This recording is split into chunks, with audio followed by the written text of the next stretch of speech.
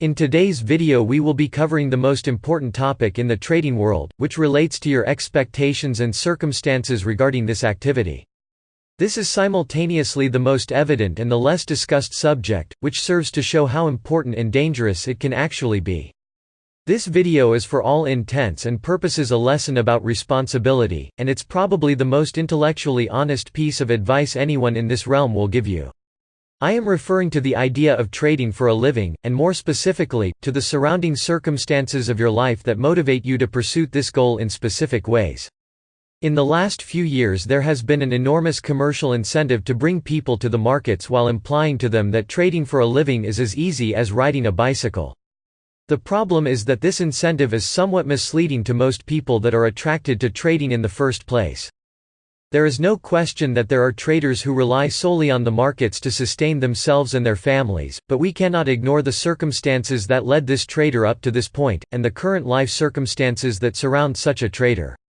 There is a very interesting phrase that illustrates this idea in a succinct way. The most interesting thing about any journey is how the traveler reached the starting position. With that in mind, I see a lot of people believing that they will achieve the utopian idea of trading for a living with a small amount of capital, not too much trading experience, very little knowledge, and perhaps most importantly, with the incorrect life circumstances. A trader simply cannot ignore all these things at the same time. A trader cannot even ignore one of these things, to be completely honest.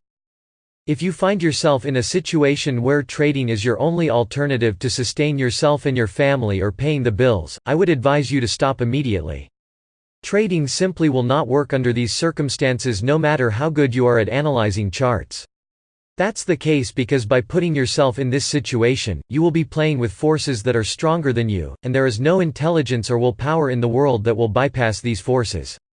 When you need to force yourself to make money with trading because you have no other choice, you will put yourself in a psychological arena that is designed to make you lose the game before you even begin to play it properly. Once again, this has nothing to do with skill or personality or knowledge or anything like that. It's a hard-wired rule of how the market and human psychology work. That's especially the case when you are a retail trader with a small capital. Retailers in that position will inevitably increase risk to compensate for their lack of capital, and this is the most effective way of shooting yourself in the foot. By acting in such a way, you will be hijacking your future by exchanging it with a certain mental comfort of having a solution in the present. This solution is highly seductive, especially for those who don't see many ways out of their life circumstances. People will lose not only their money in these situations, but they will also lose their minds, and probably affect the people around them in a quite dramatic way. The lesson you can extract out of this is that deciding to trade for a living under the wrong circumstances is not a decision that affects yourself only. It affects people who are close to you and care about your well-being. In that way, you have a moral responsibility to make decisions thinking not only in your future well-being but also in the well-being of the ones who surround you. Real-life trading must be done in a controlled environment where your life has continuity of narrative on many levels. Being solely attached to trading for your well-being is a potentially deadly trap. In that sense, most people who have a small capital should consider trading as a hobby and not a profession. People in this situation must treat trading as a parallel and unnecessary endeavor before taking it more seriously as a profession, because being a trader does not depend exclusively on your skills. It depends on your personality, the calibration of your biases, and on your life circumstances. Make no mistake about this, because too many people have already done that.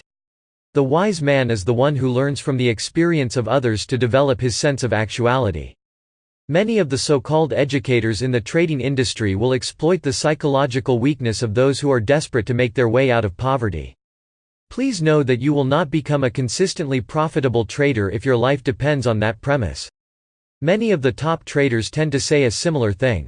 Even though the commercial intent of brokers will say otherwise, day trading is a game for the elites, and by elites I don't mean necessarily the financial elite. It's part of the elite, the individual who has his life under a certain degree of control to the point where trading is optional instead of being the only way out. Unfortunately, there are many constraints and details about this whole idea, so it's difficult to talk about all of them with the necessary depth in a short video, but I will try to talk more about this in future videos. I will also bring new material about advanced ways of measuring trading performance. If you like the content of this video and wish to support the channel, please click the like button, subscribe to the channel, and leave your comment below. If you want to understand more about the reality of trading, check out the Fractal Flow website in the video description. Thank you for watching.